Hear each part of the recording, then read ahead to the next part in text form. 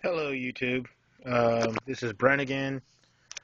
Um, Thanks to whoever watched the last video, or if anybody didn't or whatever. I don't know.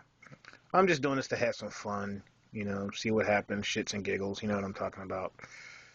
Basically what this is about, this YouTube stuff is about, it's basically a vlog. You basically giving your opinion, your thoughts, pouring your heart out, whether you're ranting or whatever. It's basically what you get shit off it's your chance to get your shit off your chest. It's almost like a video diary. But anyway, not to get too off track. I want to go over some knives that I've had that I didn't go over in the first video. And the first one I want to go over is the Ken Onion Ripple, which is another one of my babies. I love it. I mean, Ken Onion is a sick bastard when it comes to knife designs. I mean, this thing has been sharpened. You probably can't see some of the scratches on the blade from when I sharpened it, but, it looks pretty okay. And, oh, by the way, the lighting probably looks a lot better if anybody saw the first video. The lighting is probably a lot better, and, I made it a point to make the lighting a lot better. Considering I'm filming this on an old BlackBerry. But, yeah, this is my Ken Onion Ripple, well worn. Haven't really, actually, to tell you the truth, I haven't carried this knife that much. I had some issues with the pocket clip. Never really had the tools until recently to fix it, but, I have the tools to fix my knives now, tighten the pivots, fix pocket clips and stuff. And another ghetto layered. But anyway, that's the Ripple. And this one, the Gerber Instant, which I have to flick it out, of course, for the video. It's right here. Love this knife. Probably going to buy another one. I mean, for $40, I don't care what people say about Gerber and stuff being made in China or whether it's made in the USA. For the money, next to Kershaw, in my opinion, Gerber probably kicks the most ass budget, as far as budget production knives go. Gerbers are very good. Gerbers are good blades. If Gerbers weren't good blades, they probably still wouldn't be in business. Say what you want to say what you think, whatever your opinions are, is what your opinion is, And it's like opinions are like assholes. Everybody's got one. But anyway, this knife is awesome. It's spring assisted. It's got Gerber's, what they call it, their 2.0. And what the 2.0 is, it's not a normal torsion bar like a Kershaw. Pardon my ebonics or whatever, not ebonics, or my stuttering, stupid sounding shit. But anyway, it's not like where it's on this cryo where Kershaw's, um, Kershaw has their torsion bar built into the liner of the into the frame of the knife, like this, and it's somehow it's built into the blade and all that stuff. It's not like that. I mean, it's completely different, and it's actually, to me, it's actually pretty ingenious. I mean, their 2.0 technology, as far as their thing, if you can see that, you can probably see it because the lighting's better. You see this little torsion bar thing that's right there? It catches onto this lip at the tang of the blade right here. And when you apply enough pressure to the blade, she flies out.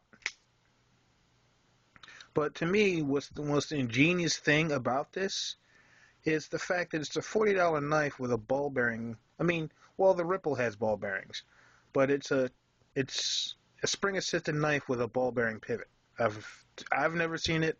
Maybe I'm just naive when it comes to certain things about knives, but I've never seen it in a knife, and I've never seen any knife that I've ever owned from Gerber or anybody else. And to me, it's a pretty ingenious thing to put a ball bearing pivot in a spring assisted knife. And this thing has kept a pretty decent edge. I mean, I've sharpened the hell out of it. I've EDC'd the hell out of this thing. I just recently, in the last week or so, haven't been carrying it because I've been carrying something else. So I've been carrying that buck. But I'm probably going to go back to this. I love the buck. Either that or I might just alternate between the two. But I mean, as far as my, you know, this is another one of my babies. I love this knife. This is probably why I'm going to buy another one for a backup and just keep that one and baby that one. But to me, it kind of reminds me with the harpoon shape up here. Kind of reminds me. It's almost like some kind of sick looking, some kind of demented looking straight razor. The shape of the blade. They call it a modified drop point. But I mean, it's just the shape of it, the ergos of it is just sick, and it's got the nice little jimping on there. The G10's cool. I don't know if you can see the G10, and oh, and it's got this plunge lock thing.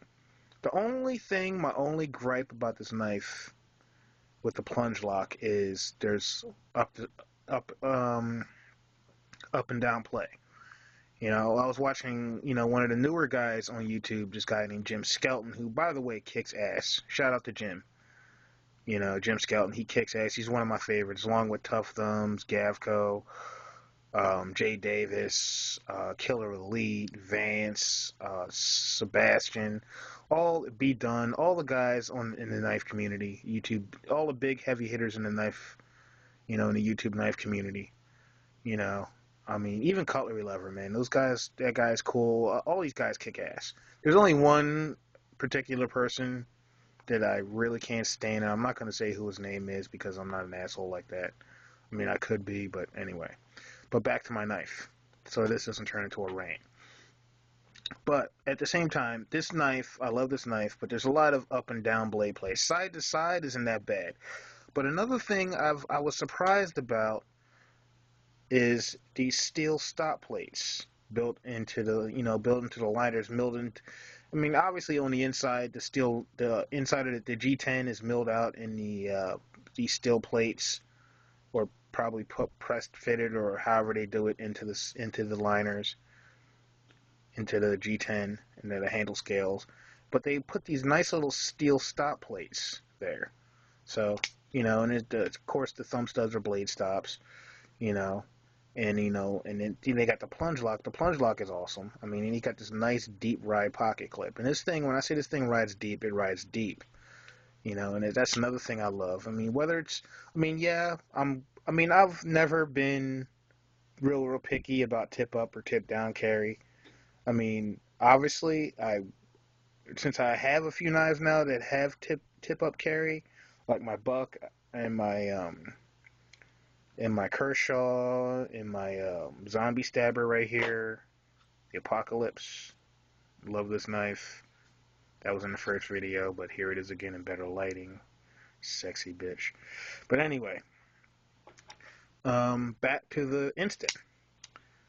You know, but this is just a badass knife. I mean, for the money, for $40, like I said, for $40, this is a badass knife. For $50, this one that I reviewed in the first, that I not really reviewed, I just went over. And my video, when I talk about a knife in my videos, it's not going to necessarily be I mean, you could call it a review, overview, call it what you want.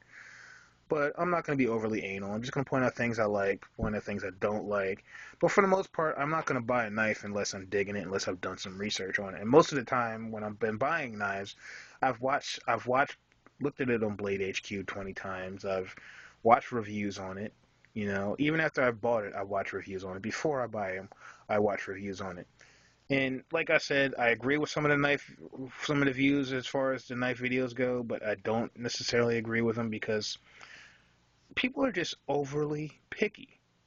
But then again, like I said, I don't want this to turn into another rant.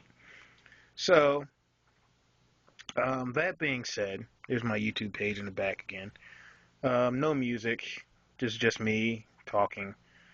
But anyway, thanks for listening, YouTube. Thanks for watching if you're watching. You know, peace. I'm out.